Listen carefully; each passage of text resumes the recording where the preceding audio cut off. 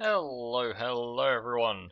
It's me, Chaff Commander Coffee, and I am back to do the Humankind culture tier list for the early modern era.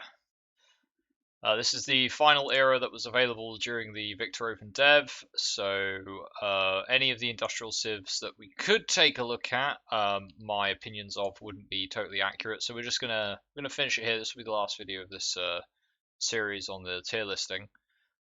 Again, based on my own opinion and experiences within the game, so do keep in mind I wasn't able to test literally everything available in the Opendev, but I did get to test most things, and I feel my understanding of the game is decent enough that I can give a proper summary of what the different civs do and what they're good for.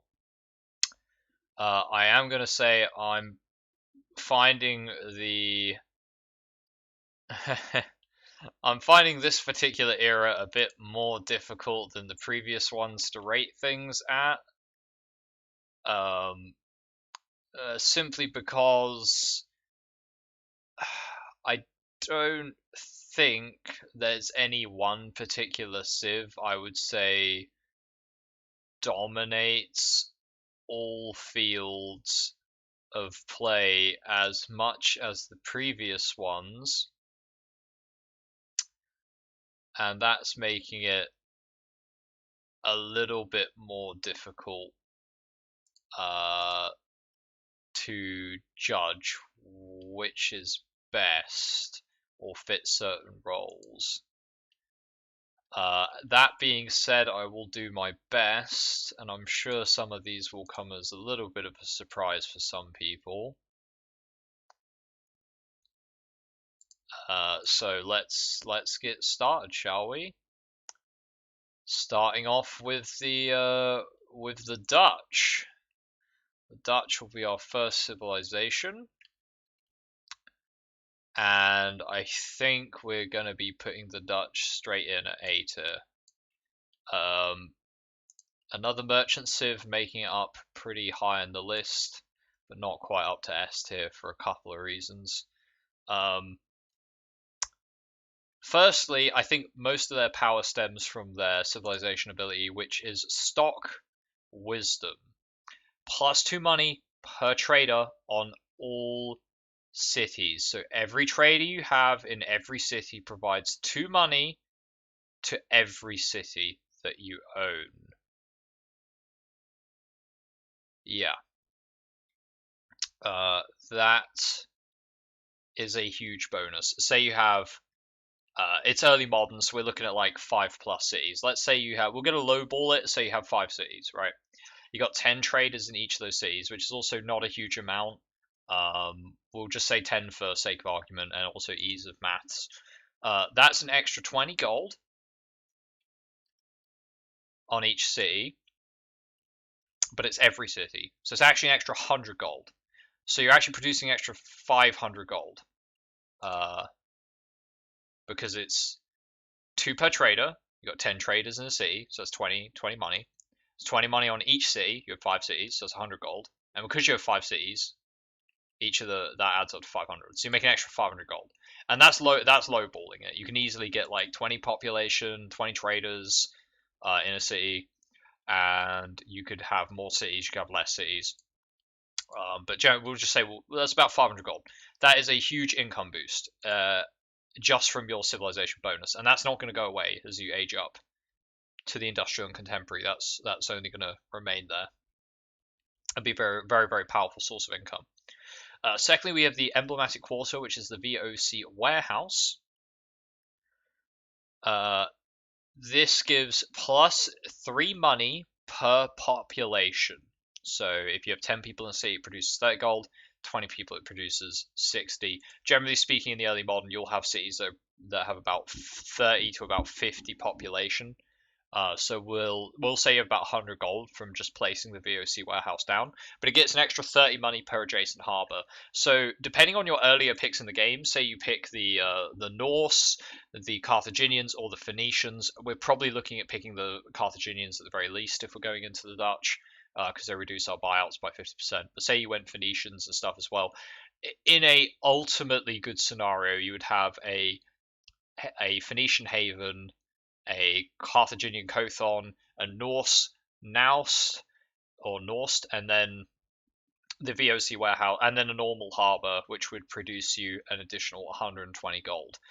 In most scenarios, you're looking at either probably a plus 60, but maybe a plus 30. So each of these VOC warehouses is going to be producing probably over 100 gold in every city for just placing them down. So very early on, you're going to see a massive increase to your income by taking the Dutch, and you can build one in each territory, whether it has a harbor or not. And assuming you have a city with a population of 35 or so, you're making 100 money per warehouse. If you build 5 warehouses for that one city, that's an extra 500 gold. So it's an absurd amount of gold from the VOC warehouse. However, where the Dutch fall is that they have a naval unit, and again, until naval units somehow get changed, they're not quite as good as they might otherwise be. The Dutch do at least change their transport. So when your units get embarked, they are going to turn into a Floyd, which is the an upgrade from the 3 mastered ship tech, which would normally give you caravels. Caravels are 37 strength with a movement of 3, and the Floyd is a 41 strength with a movement of 4. Now, the 4 movement is the truly impactful bit rather than the strength. The strength is still relevant, but the extra movement is really helpful, and the special ability is to increase movement speed when starting its turn in allied territory. So very nice to embark your units onto a Floyd and wait at the edge of your coastal borders, and then move out from there. I think it's an additional 2 movement. I'm not sure exactly. I didn't play around with the Floyds too much, but it's definitely going to help with exploration. If you didn't pick the Norse and you didn't get that early slingshot into naval exploration and naval expansion, then the Floyd will give you that extra edge to catch up, which is helpful for expansion. So you're a mercantile civilization with the option to expand overseas quite readily with the extra movement on your Floyds, and also your ships are less likely to get bombed out by early modern warships because of the extra strength. So I do think that is one of the naval changes that should be made, is that transporters should be weaker overall, and maybe just the civilizations that get unique transports have combat worthy transports, but even then that might be a bit much. But still, Dutch A tier civ, just because their economic bonuses are that powerful. So they're going to be our first A tier civ of this era. Next up, we have an aesthetic civ. We have the Edo Japanese. I was very tempted to put these guys in the A tier, but I think they're not going to quite make it. They're going to be in B tier for a number of reasons, but let's start out with the first ones. So, well, the first thing is actually their civilization bonus, which I think is incredibly good. It's the Shogun's authority, which gives 3 influence on district. Every single district you have gives 3 influence. What does this mean in the early modern era? Because there's not going to be as many tiles that you can claim with outposts, and there's even an ability you can get which allows you to spend money to claim outposts instead. It's one of the civics you can get, so that's available to everyone, which is why the Dutch have better expansion than the Edo-Japanese, ideally. But it does allow you to spread your cultural influence, which is going to do 2 things. Firstly, spreading your cultural influence to bordering territories allows you to pass grievances for oppressing my people, right? Which will allow you to get grievances for justified wars. So that's relevant. But more influence allows you to build more cities, right? And you can go over your city cap. This is probably the first civ that allows you to go over your city cap without using religion, without using anything else. You can go massively over your city cap because going over your city cap costs you influence. The Edo-Japanese can effectively just turn. They could, if they wanted, detach all of their outposts and turn all of them into cities, and be like 15 cities, right? They could genuinely do that because of how much influence this generates, right? You're going to have 10, 20, 30 districts in your cities, and they're going to be producing 30, 60, 90 influence, which is a crazy amount of influence compared to what other civs are able to output. So just this ability by itself allows the Japanese to massively improve their output to improve their city cap. It's a sort of an odd way of improving your city cap, but they can basically just ignore the cap that they have and just get more cities. But it is there. But it's not quite powerful enough to put them up to A tier in retrospect to the other civilizations. So because they're unique building, the emblematic quarter is the Terror. It provides 2 faith, minus 10 stability, so it's just a district. I don't think it actually gathers any. No, it doesn't gather any. It doesn't exploit anything. It provides 1% more civic points per adjacent mountain.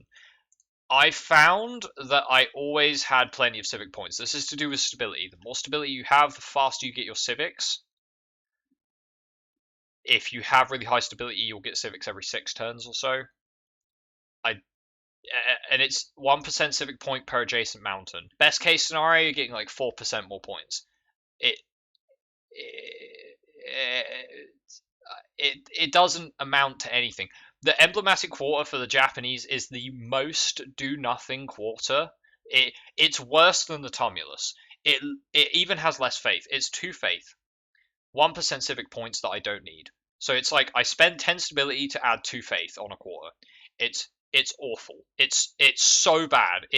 The Japanese don't have an emblematic district. At least the tumulus I might build sometimes to get some more influence, or just get a little bit of extra faith spread. But the Japanese literally don't have an emblematic quarter, as far as I'm concerned.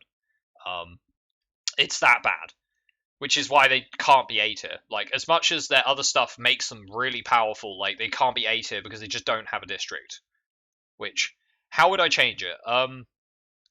The percent civic points, it would have to be 10% per adjacent mountain. But then you would also have to change the Ming, which is another early modern culture, because of their abilities to do with civic points. And personally, I don't think interacting with civic points actually does anything, so I just wouldn't do it.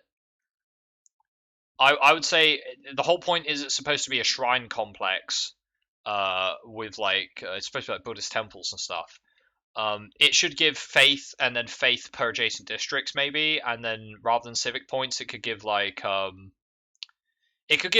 influence per faith generated in that city, in that territory, right? So if you have like holy sites and stuff, then the Terror provides lots of influence, but then you're just kind of stacking influence on influence.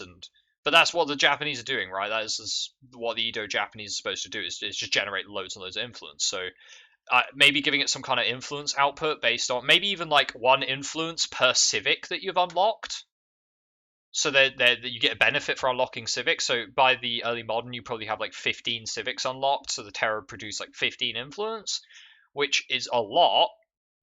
But if you compare that to previous eras where you can get like 2 influence per neighboring district, it's, all the Terror is doing is generating influence. It's not doing anything else. So it's producing a small amount of faith. I guess you could increase its faith output, but right now the civic points are they are pointless. The civic points are pointless. At least the percent civic points. So I don't count them as having a district. That's why they're B tier rather than A tier. The other reason I would call them A tier is because they get the Naginata Samurai, which is interesting because the Naginata was not really a weapon that samurai would use on the battlefield as much. It was kind of more of a female warrior's weapon, so it's a bit odd that they've got the samurai class, which were male wielding a female weapon. And they should just use a spear or a bow. The bow and the spear was much more like most people think the katana, but the spear and the bow are much more iconic weapons for Japanese samurai than the Naginata.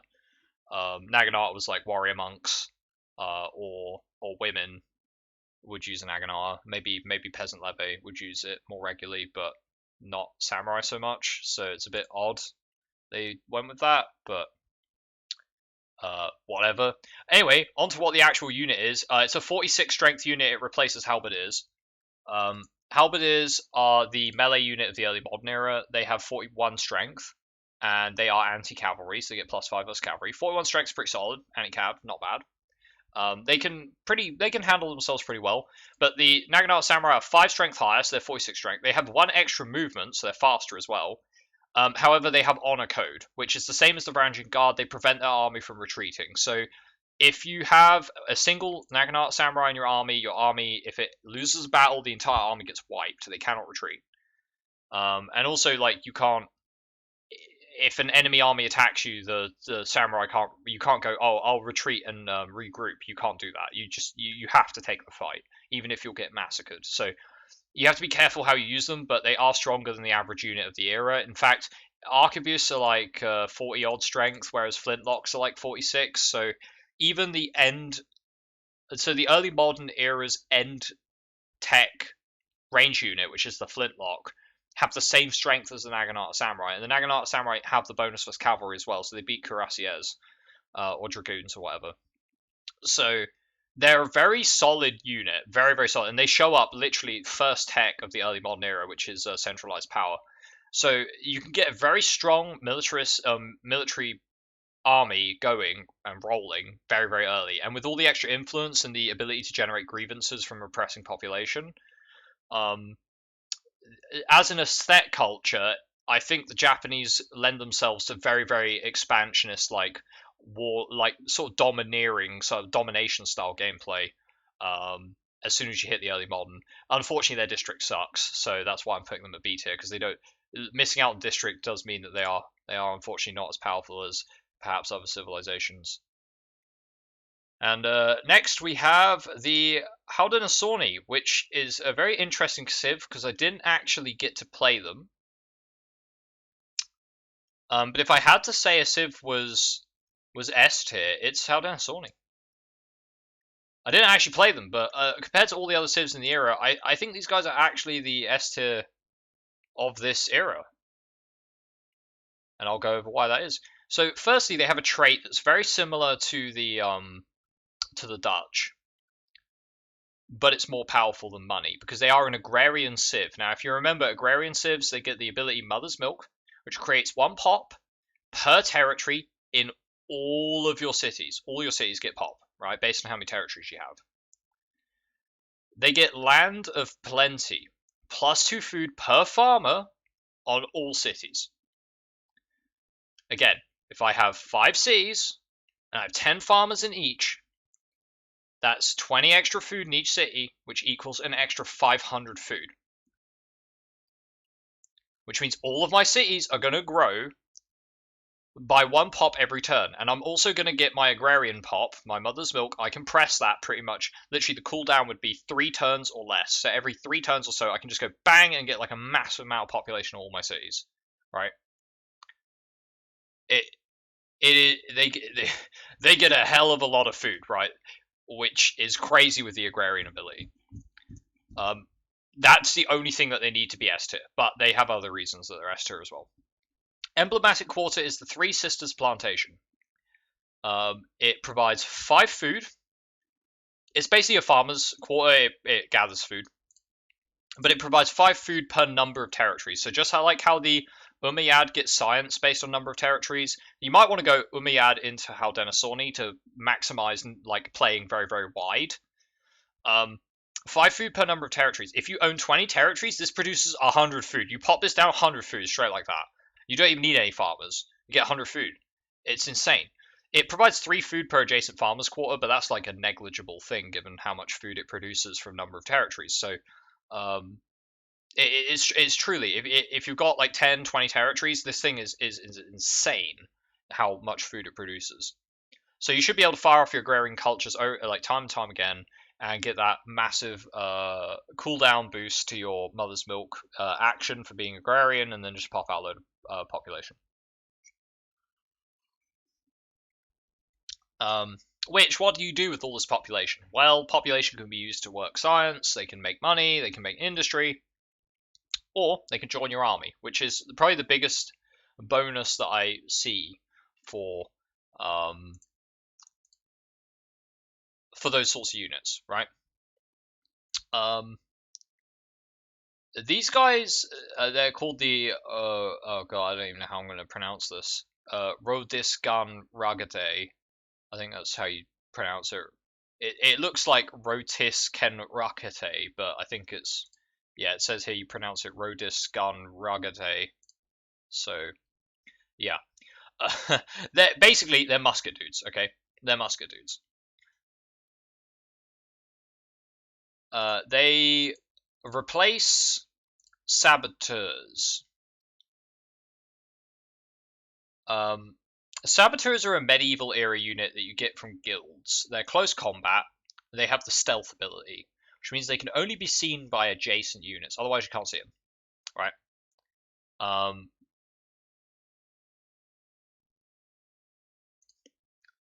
and I think this is more of a on the map thing as opposed to in battle. In battle, you should be able to see them just normal, but you need flintlock tech to get them. So you don't get them until very late in the game.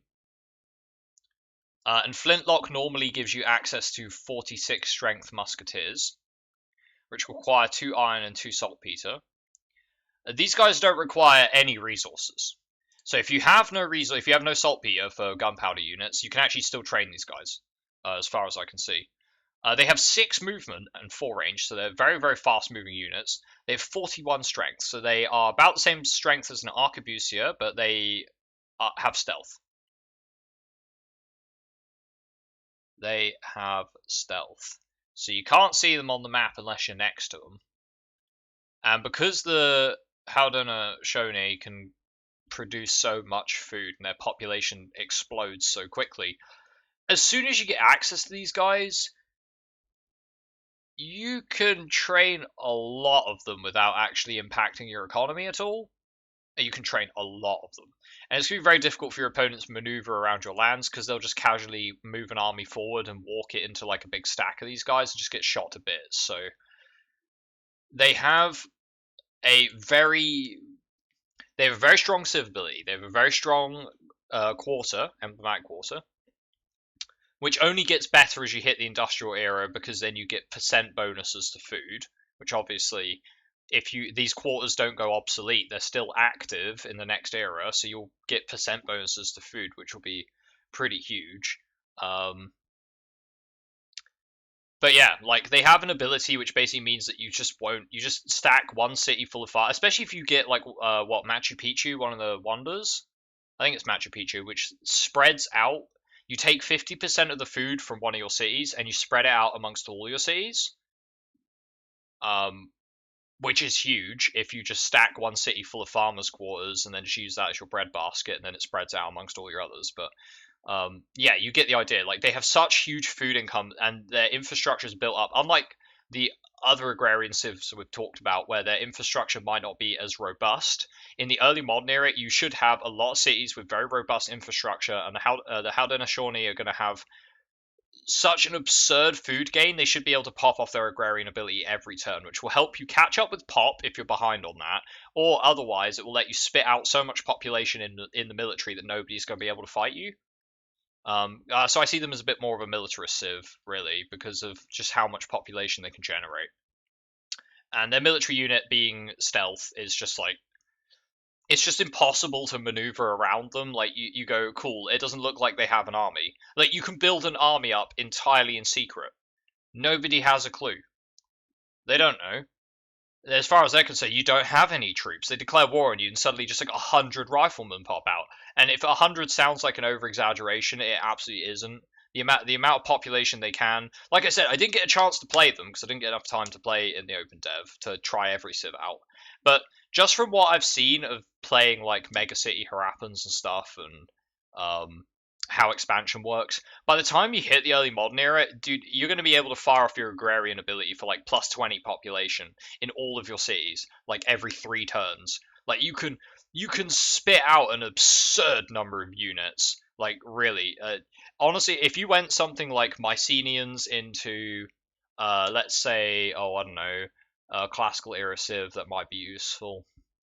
Um, let's say you went like Mycenaeans to get reduced industry cost for units, into let's say the Persians, so you get more cities, or the Celts even. You could even go Celts, or the Huns, or Maya. Maya could be nice for the extra industry. Yeah, that could be a good one. So you go like Mycenaeans into Mayans, and then you go like um the Aztecs for more reduced industry cost on units. Then you go the Haudenosaunee. You could have your army would be absurdly huge. It would actually be scary. I don't think anyone could fight you. You just have too many troops. You could just endlessly reinforce a battle, and they just wouldn't be able to stop you. So yeah, I think they get S tier just because, unlike the Dutch, where the money is really good, there's so much more you can do with population. Like, population fills every role. Money just fills one role. Money doesn't let you exponentially increase your population, but the agrarian ability and the food gain does. So they get the S tier rank, which is weird to give S tier rank to a nation I never actually got around to playing. But like, based on my experience, like I said, part of this is based on my experiences as opposed to like direct experience, but more like experience around the Opendev and how the civilizations work overall and how the mechanics work. That's why I'd place them in S tier despite not getting a chance to play them, because I feel like they did situate themselves as like, maybe not so much. I guess against the AI, I never needed that kind of military mass to really beat them, so that's why I never tried them. But I think honestly, in like a multiplayer scenario, they're going to be absurd. It's going to be really hard to stop a Haudenosaunee player, even if they don't train their special units right. They could just build standard halberdiers and like flintlocks and greatsword. Not flintlocks. Yeah, they would build flintlocks. They could build flintlock musketeers and stuff. They could just have a standard army and it would still be scary. So yeah. Anyway, next culture on our list is the Joseon, which is the science civ for this era, and we're going to be putting the Joseon when I can find them. Where are you? These guys, Joseon. I think that is the Joseon picture. Yeah, it is. They're going into the, oh boy, B tier, I think. So. It's hard to place these people. I know what I'm putting in D tier. I think I know what I'm putting in C tier. So yeah, we're gonna go with the Joseon in B tier. They're actually a pretty solid science civ overall. Um, so they get access to the industrial era technologies a lot faster because they can research ahead of time. So you could go for like I did have some games where I had like crazy science output, and yeah, they can get quite a large science lead to get into industrial tech, which could be relevant for whatever reason, or whatever reason you happen to be building towards. But yeah, they do get good science, and that's mostly because of their civ bonus. Their civ bonus is Tranquil Waters, which adds 4 science to every lake and coastal water tile that you're working on. Or I think it just does it to all of them, even if you're not working on them, but the ones you're working on is what you actually generate it from. So you get 4 science for every lake and coastal. If you have previously played a civilization that got access to a unique harbor, you have 2 harbors in every coastal city, and now every coastal tile provides 4 science. That is such a huge science boost, especially when you get the percent science buildings in this era, in the early modern era. Yeah, I think there's a 10% one, which is the printing press, and then you get another 20% for building the inventor's house. So I think that's 30% extra science.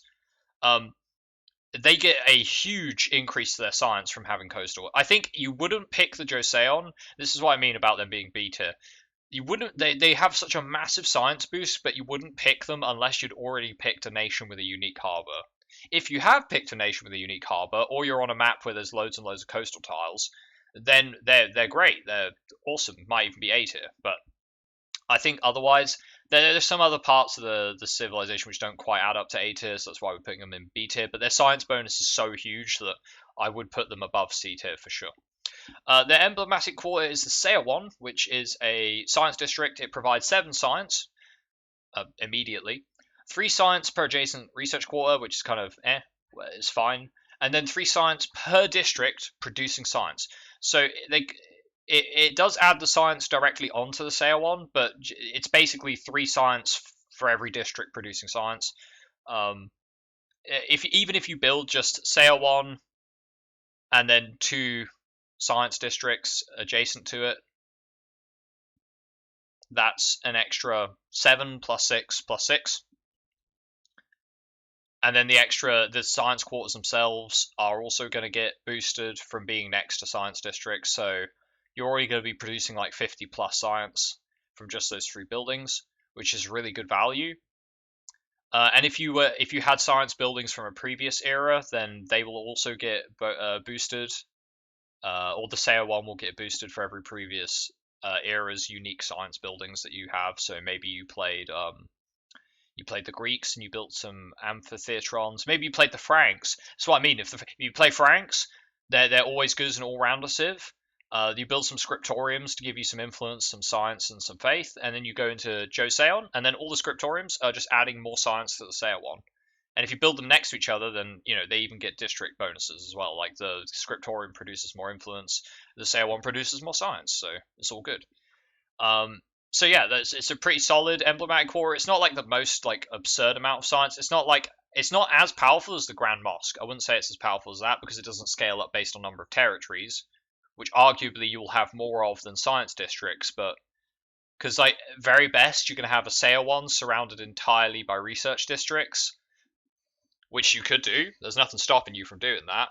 But if you want to build a Sail one in every single territory, which ideally you do, you want to have, like, with the hexagon system, you want to make triangles, value triangles. So you make a Sail one and then 2 research quarters on hexes next to each other, so that all 3 of them are boosting all 3 of them, right? Because if you build a diamond, then only the ones in the middle are going to get value from all 3 that are adjacent, whereas the ones on the end are only getting bonuses from 2. So to get the most value, you just build 3 in a triangle. So you build a little research triangle with Sail 1 and then 2 research districts, and then you're getting good value. You don't need to build more than that. Because again, districts get exponentially more expensive, especially in the later eras, and the more that you build. So you want to be efficient. And I think just building like Sail 1 and then 2 science districts, and if you build them so that they're close to a strategic resource. Strategic resources tend to have a science value associated with them. Then they will also boost the science value of the strategic resource without it counting as an actual district. So yeah, that's a good way of doing that. Or build them on a tile which has bonus science. So yeah, that sort of thing. Finally, we have the emblematic unit, which is the Geobukseon, which is a turtle ship.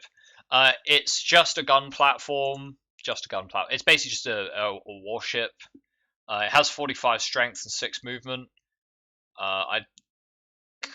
Compared to the other ships in this era, let me take a look at Naval Artillery. It allows access to the Karak, which is just a 39 strength. So yeah, if we can 39 strength versus 45, it's a 6 strength boost, which is pretty relevant. And it also gets the ability ramming, which increases movement speed in battle and has bonus combat strength against adjacent targets. So it's going to win naval combat basically. But naval combat isn't that relevant in the current version of the game. As I said, there needs to be some changes to it to make it particularly great.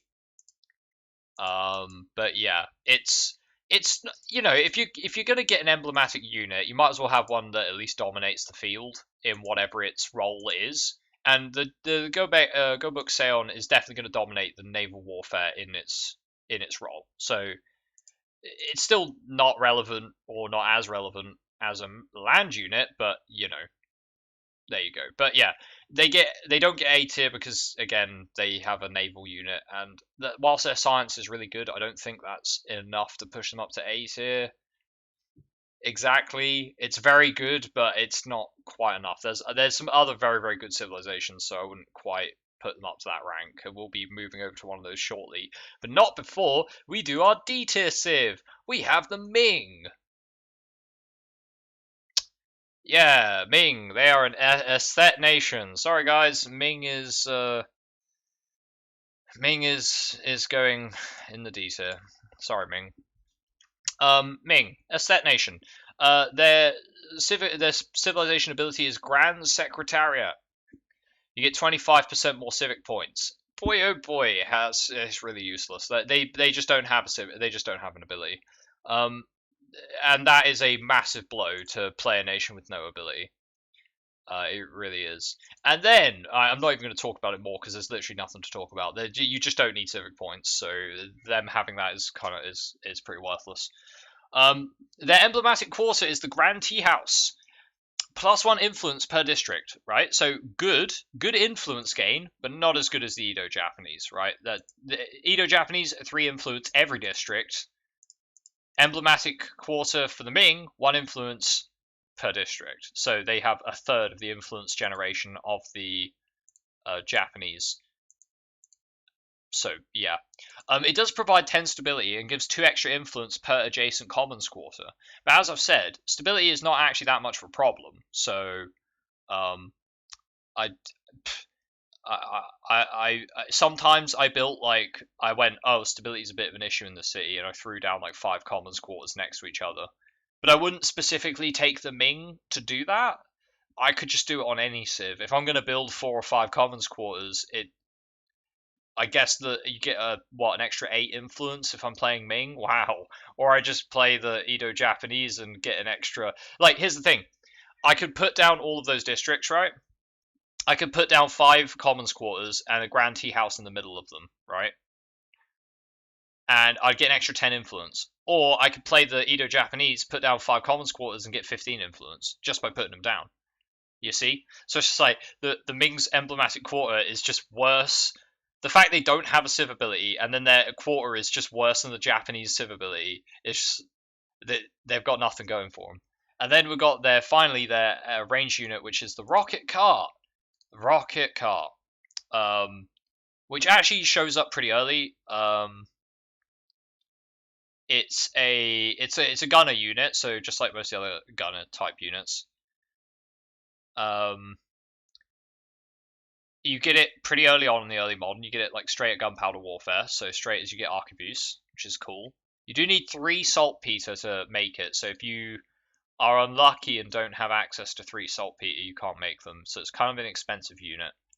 It's got 45 strength, which makes it more powerful. It's 1 less strength than flintlock rifles, but you get it very early on, so it's still relevant. It has suppression. Now this is the unit that actually suppression is useful, right?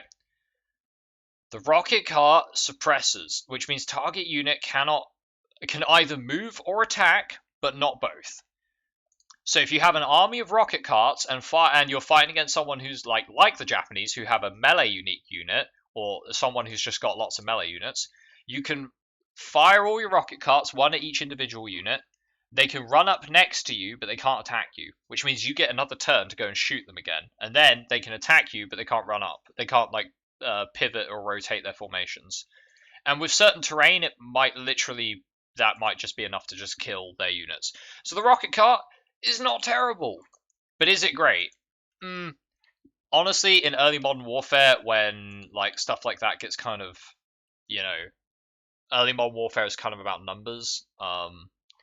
Yeah, it's not quite enough to make me call it a top tier unit. It's okay. It's an okay unit, but the Ming just, I'm sorry Ming, but time for Mingplosion for those of you EU4 fans.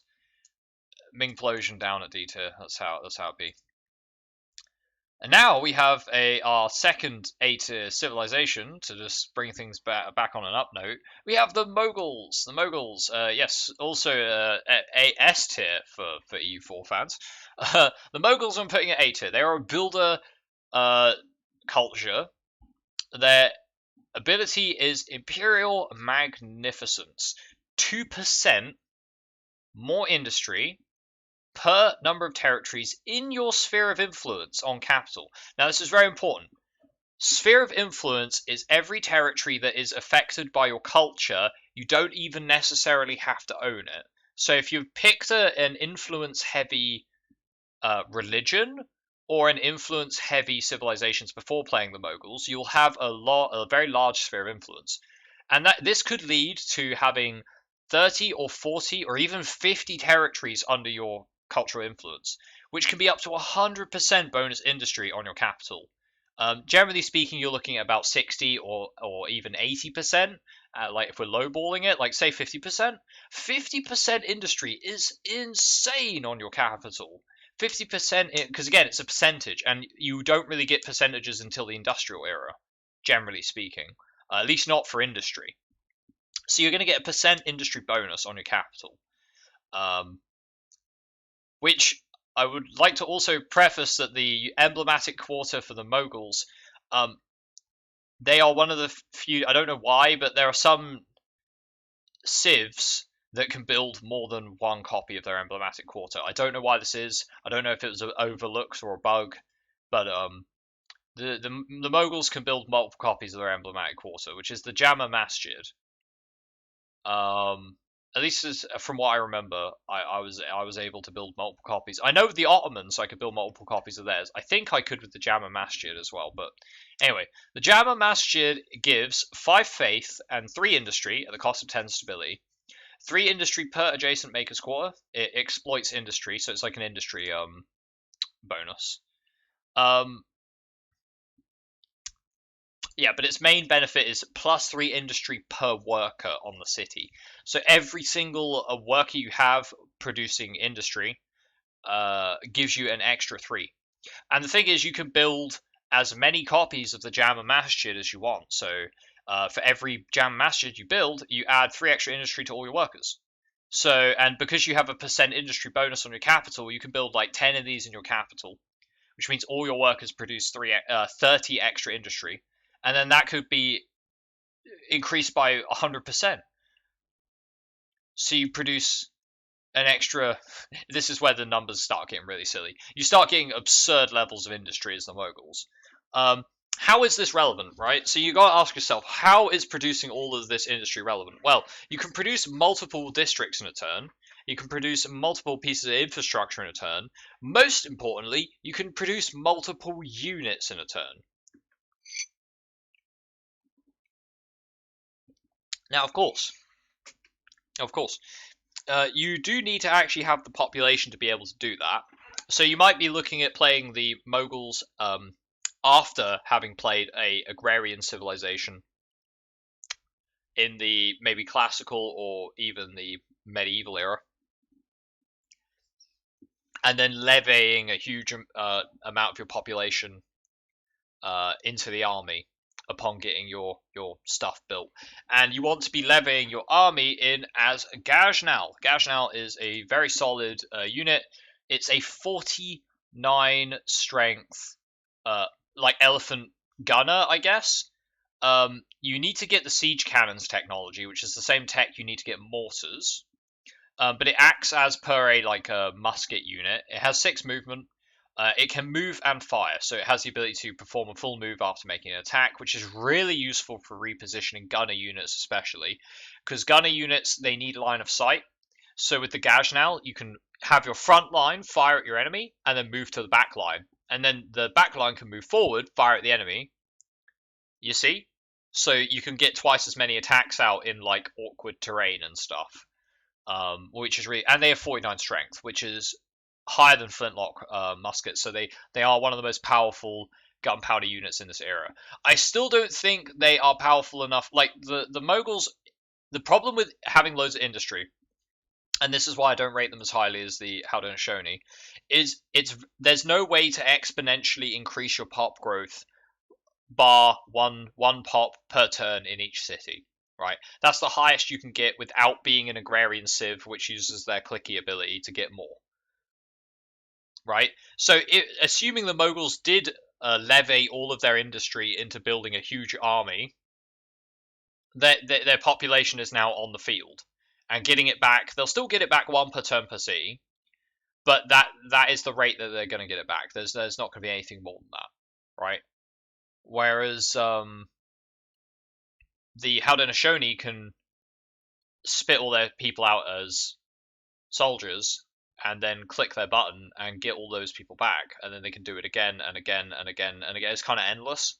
So there's a bit of an inevitability to the Haudenosaunee that the Moguls don't have. Though the Moguls do have obviously the benefit of such huge industry that they can, if you have some cities that are perhaps a bit behind on infrastructure and districts, they can just spit out a ton with the Jama Masjids. Now the civilization ability does only apply to your capital, But if you want to go for like a mega city style gameplay, then you definitely want to be playing the Moguls because they'll be able to generate an absurd amount of industry in their capital. So attaching more and more territory to your capital and just more and more and more and just keep throwing more in, they are able to do that. But I think because it's capital only is where it kind of falls short a little bit, as opposed to being a proper S tier. If it was like 1% industry per territory on all cities, then I'd probably put them at S tier. But because it's only capital centric, I think we're going to leave them in the A tier. Still very powerful, but not quite enough to like really push the limit there. Right, next we have the Ottomans. The Ottomans are going to be coming in, and we're going to be immediately giving them B tier. And we're going to be giving them high B tier as well, because I feel like the Ottomans are a really solid nation. They're an expansion civ, so most areas will have already attached all their outposts and that sort of thing. The Ottomans get a very weird ability in this particular scenario, in that it's the Sultan's realm. Modify attach outpost cost by minus 15%. This is not actually that relevant at this stage of the game. If you take over someone's city as part of a peace deal, and all of their outposts get deattached, and they can't reattach them because their land has been sort of cut off, then the Ottomans can move in, use their expansion ability to take all those outposts without declaring war, without sacking them. They can just take all of them using the expansion ability, and then they can attach them for a little bit cheaper. Yeah, it's not amazing, but it's there. It's a little bit of icing, but that's not why the Ottomans are good. The Ottomans are good because they can build as many copies of their emblematic court as they like, at least in the Opendev that I played, which is the Sultan Kami. It is a district that provides 3 influence per adjacent district, and 1 faith per district. So the Ottomans are very good, very, very good. It doesn't exploit any resources, but the Ottomans are very good at producing a lot of faith because they can build multiple copies of these. So they can build lots and lots of these and really project their state religion and also their influence as well. So because you can build like 3 of these next to each other. Say you build 3 of these next to each other, then each of them is generating 12 influence, so that's 36 extra influence, which is quite good for a non-aesthetic nation. And they also generate 1 faith per district. Now, assuming you have 30 districts in the city, you're now producing like 100 faith, which is this crazy. It's crazy how much faith you're producing, and that will allow you to project your state religion very, very well, which can be useful for a number of reasons. Especially if you have a lot of holy sites, or if you have a state religion bonus, which is like percentage from co-religionist nations, or if you have bonuses per state religion. If you're lacking holy sites, like say you flip to someone else's religion and you start propagating that, generally speaking, in say a multiplayer scenario, you'd only want to flip to people's religions if their religions weren't holy site centric. If they were territory or co-religionist centric, then you would want to take those religions. If you have a religion that's very holy site centric, then people won't want to flip to it because they don't own the holy sites. Does that make sense? So in multiplayer, this is what I mean about a balance between single player and multiplayer. In single player, the AI is very keen or very happy to switch religion to a religion that spreads into their lands, even if it has no benefit for them, no intrinsic benefit, because they don't own any holy sites. They'll still flip to it. But if you pick, like, in a multiplayer scenario, if all you do is pick benefits that only help you, people won't flip to your religion. They just won't do it. So, because there's no point. They might as well just go irreligion, or they might as well go with somebody else's religion. And if you get a religion which is like, oh, 5% more money for each co-religionist civilization, then people are going to go, oh, cool. Well, if I join this religion, then I'm going to get 10% money because of me and them. And then another civilization goes, oh, well, I'm going to join them because I get 15% money. And then another person goes, oh, I'm going to join them. And now we all get 20% more cash. Yeah, and you have natural allies as well because you're all the same religion. So you won't generate grievances against each other for being different religion. So, yeah, natural allies, that kind of thing. So I think having something that propagates faith is really relevant with the right religion in a multiplayer scenario. In single player, it's nice because the AI will just follow your religion. You get loads of bonuses for it, but yeah. Being able to build lots and lots of those is pretty relevant. And the emblematic unit is the Janissaries, which I'm sure everybody knows what the elite force of the Ottoman army. Um, they are gunner units. I think they're available straight at gunpowder warfare, so they're available very, very early on. Yeah, they're available at gunpowder warfare.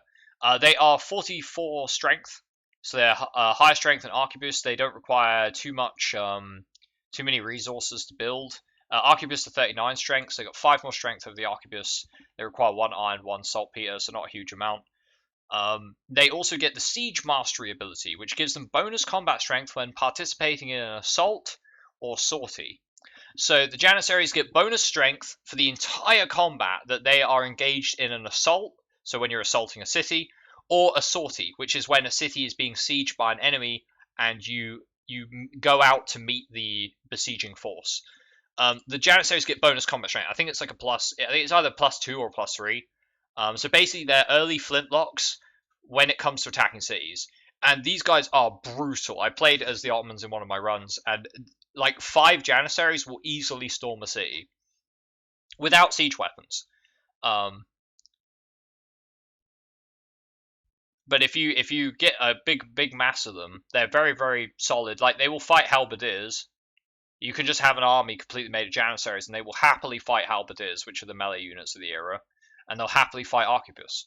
So the Janissaries come out. The Ottomans' power is that if you get them early in the early modern, when only a few other people have aged up, or if you're the first person to age up to early modern, you immediately tech gunpowder warfare. You get your saltpeter, and you start spitting out Janissaries. Nobody is going to be able to compare to you militarily. You'll be able to just roll it because you just walk up to the city with a bunch of Janissaries, they go, oh shit, and then you just roll over them because you got like 46 strength units attacking them, and they have 30 strength crossbows. Like, they're not going to do anything.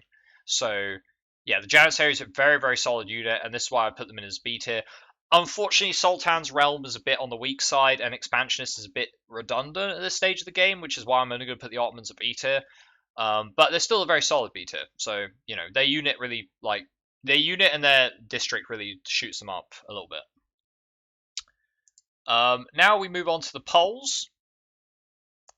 The Poles are unfortunately going to be our first C tier nation. They are a militarist nation. Their ability is Deadly Ramparts, plus 20 fortification on garrisons. Ha ha! I laugh.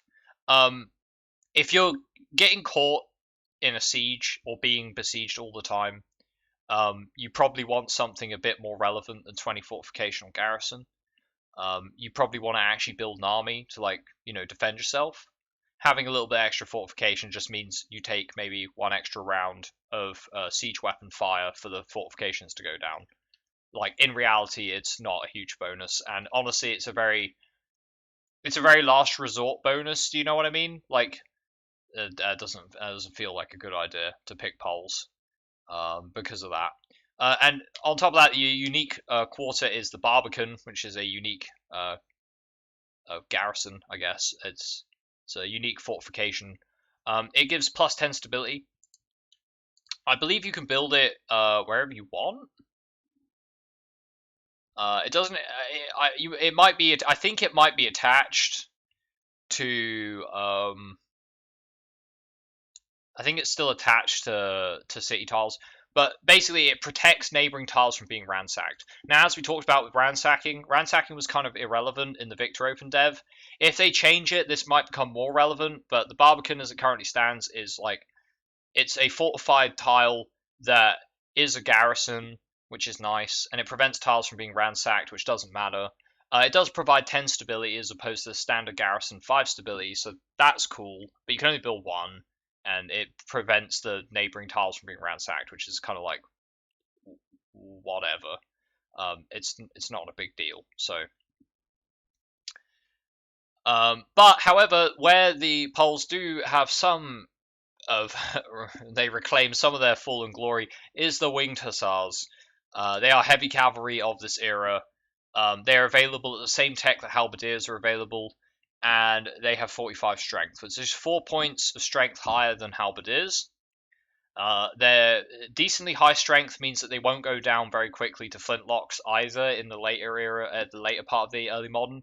And their special ability is Charge Master. When charging, the target cannot retaliate. So on that initial strike, they don't get hit back. So they are able to charge Halberders basically with impunity.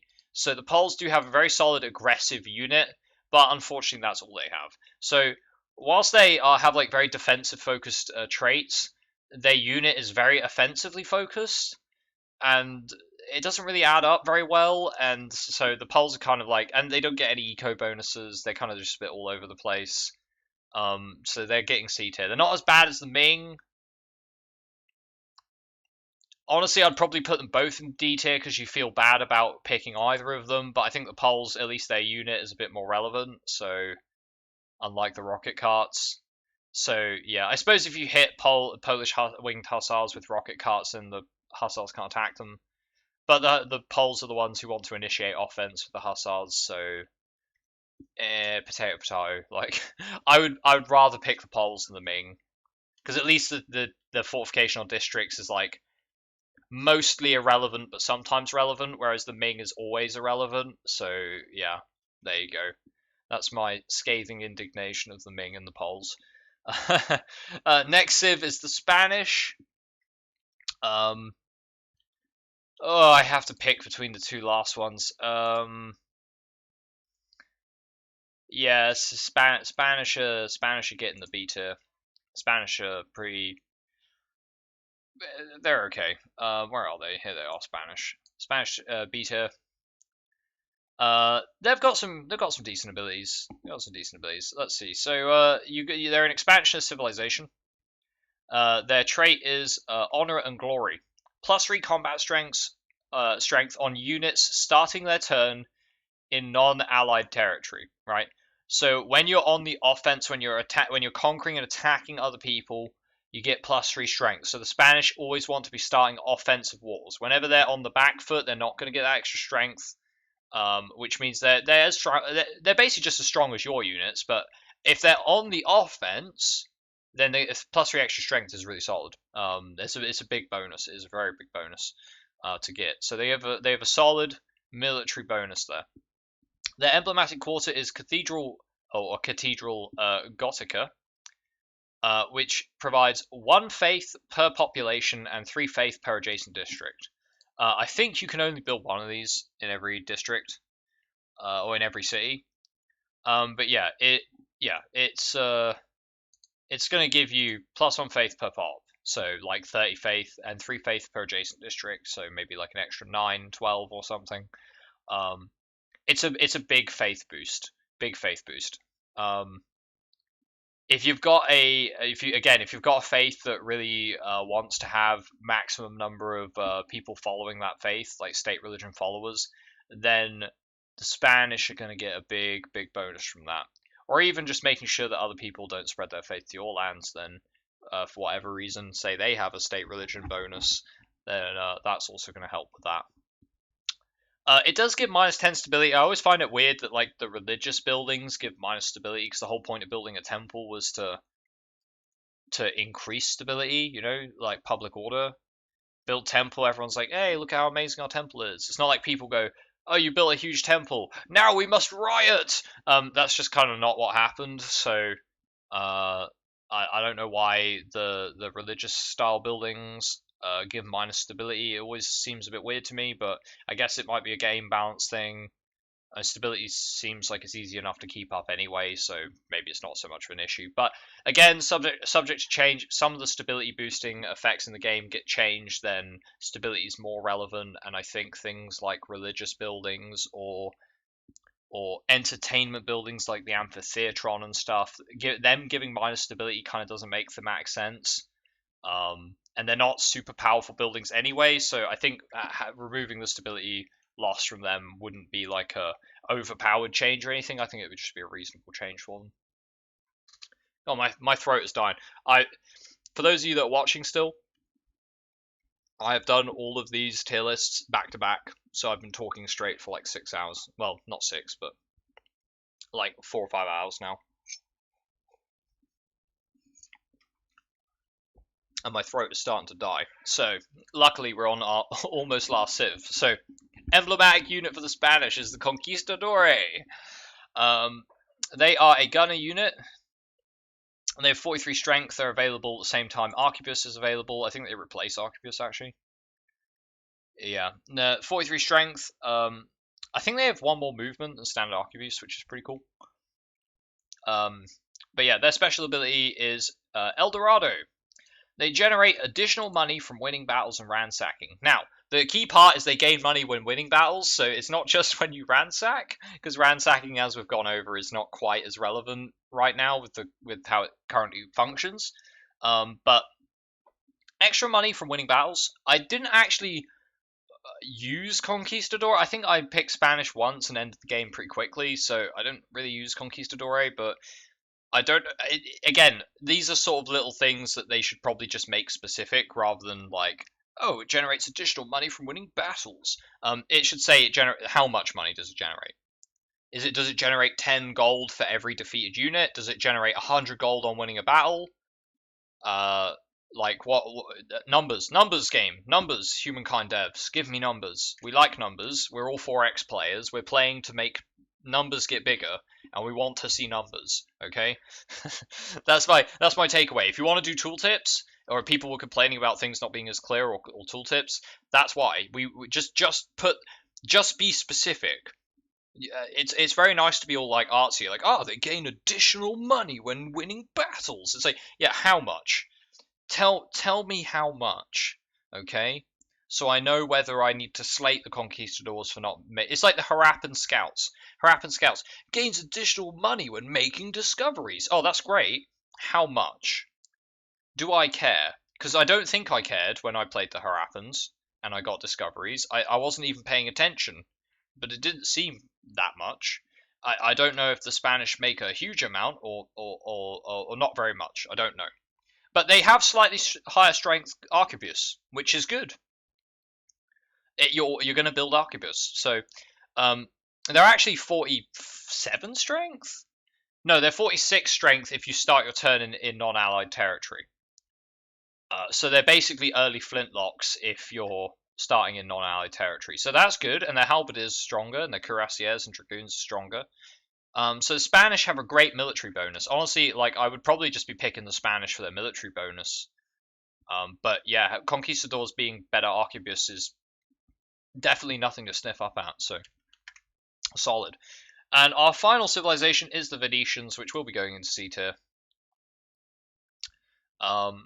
Venetians, oh boy, Venetians. Better than Ming. They're a merchant culture, which is cool. But they're a merchant culture that's based on influence. It's a bit odd. They make lots of influence.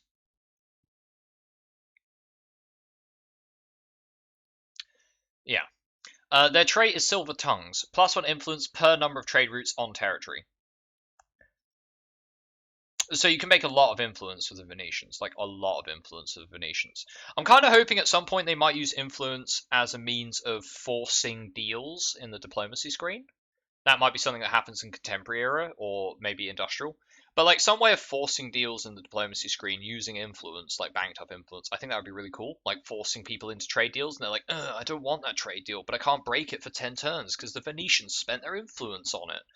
And then the Venetians go, after 5 turns, I can offer a new deal, and I'm going to upgrade our trade deal so that I can trade even more stuff with you. And they're like, I can't break that for 10 turns now. So you can just keep forcing deals through with someone.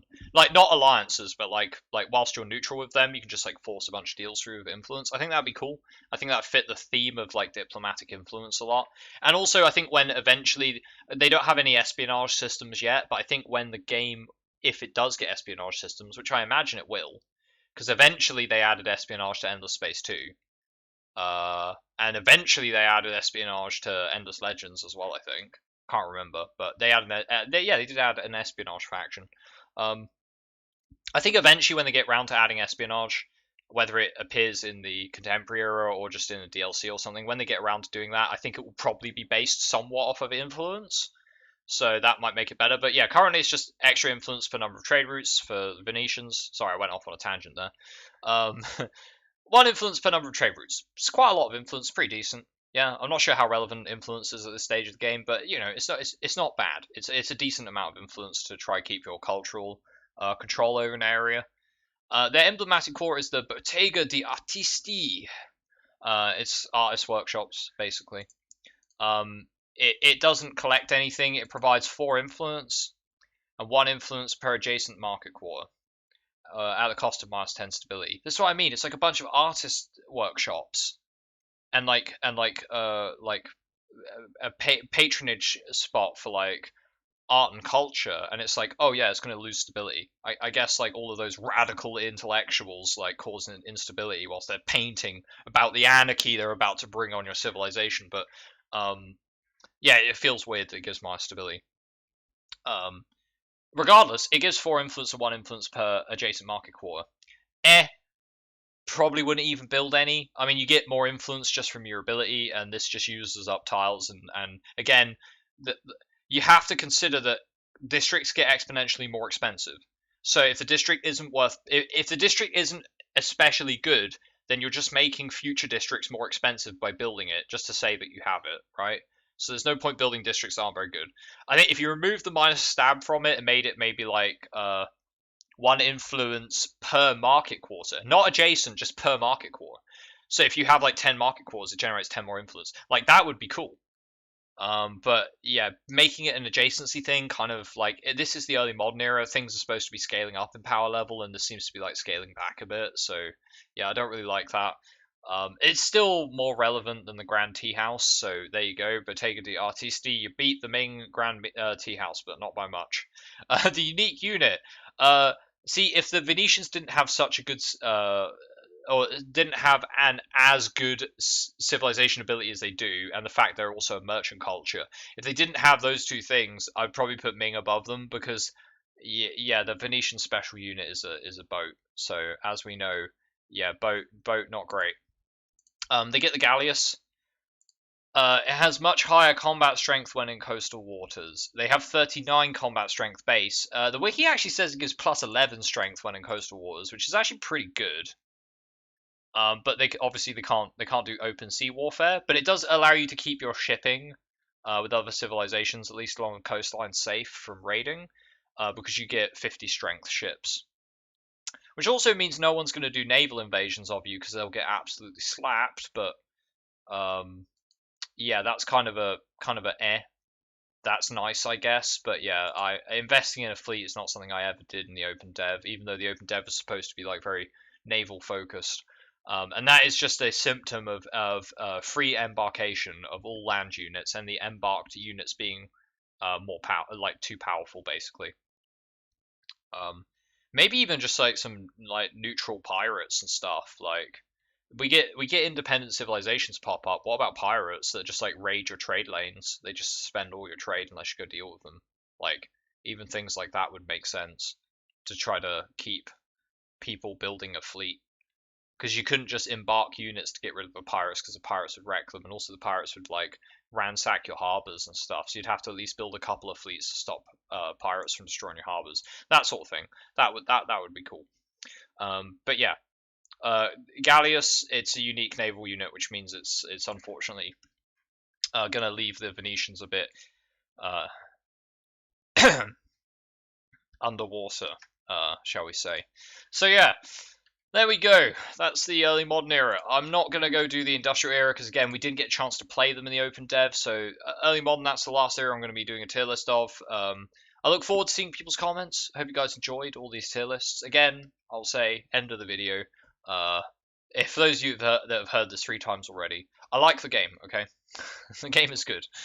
Despite any gripes I might have about certain civs, if people like me don't spend 5 hours hurting their throat to talk about them, then the devs will never know what some people think should be changed. Now, I'm not going to say I'm an authority on the game, because I've only played it for about 70 hours, but that's 70 hours that most people in the Opendev were like, oh, I played like 3 games as this one civ, and I thought it was really powerful. It's like, okay, well, not to BM anyone, but none of us have enough experience to say whether anything is balanced or unbalanced or really powerful or not very powerful. These are just speculations based on our current perceptions. And this, I will always say this is my opinion, right? I am not an authority figure on the game. I may have got possibly the highest score in the Opendev, and I may have played a bunch of Amplitude titles, so that I kind of know what I'm doing with them. And I was playing on the highest difficulty, and I did play enough runs to play a bunch of different strategies and as various different nations, but I didn't get to try everything. Yeah, I didn't get to try everything. The full game isn't out.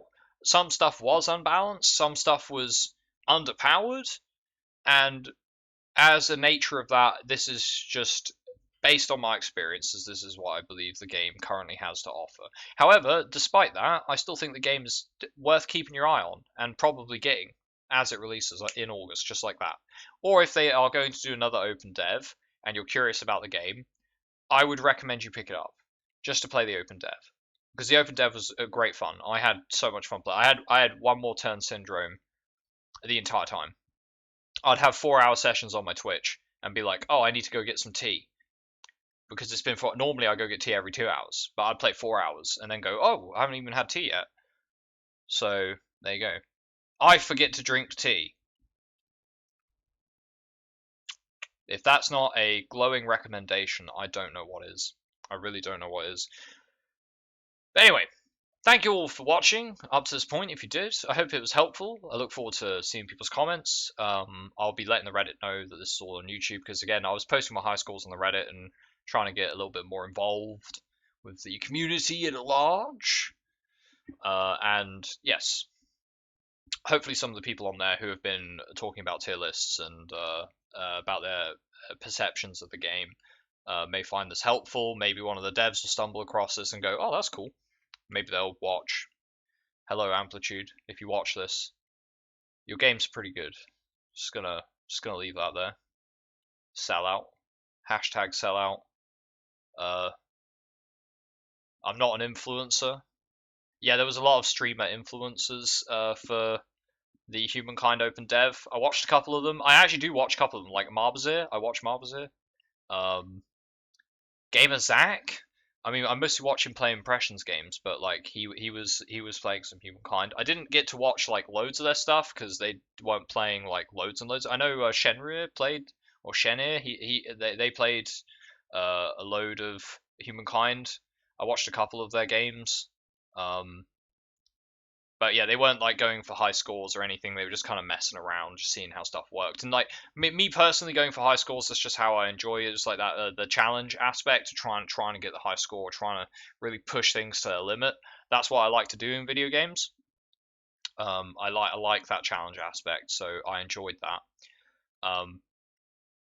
But I also had fun just screwing around with dumb strategies like Mega City, just one city challenge. That's like a classic Civ challenge, that is, and like not building any makers quarters and just going like no industry, just building loads, just getting money and buying stuff out with that and that kind of stuff.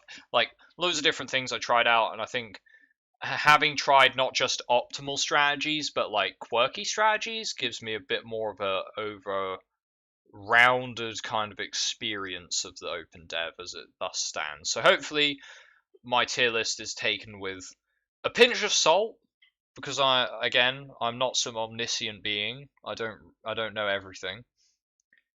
But also taken with a grain of understanding that I do have a grasp of what I'm talking about, at least somewhat. So there you go. That's the end. There we go. That's the tier list of the early modern, and every other tier list that presumably you've watched those as well. And thank you if you did, for sitting through 5 hours of me talking to myself. Well, talking to you, but talking to myself, hurting my throat. Thank you all. Hope you enjoyed. I will have other videos about Humankind coming to YouTube, but I also, if you want to check the Twitch VODs, you have a limited time to do so, because otherwise Twitch will take them down. I'm probably not uploading them to YouTube because it would take like several hours of my life, which it takes several hours to do this as it is, and it would take me several more hours to download all the VODs and then upload them. Seriously, it takes ages unedited to, yeah, I'm just not going to do that. So if you want to check some gameplay of the VictorOpendev, please go check the my Twitch, in the next week or so. If you're looking at this from the future, well, it's the VictorOpendev tier list. It's not the release game tier list, so you might be a little bit outdated there, but there you go. Thank you all. Thank you all. I'm going to stop rambling now. It's been me, Chaff Commander Coffee. I hope you look forward to the other Humankind videos in future, whatever they may be. I'll be talking about my general thoughts on the game, some things that I would potentially change myself, and some things I found really good. I've spoken about them sort of during the tier list, but I'll do it more in depth in another video. And yeah, see you guys around. Take it easy, have a good one, and yeah, goodbye for now.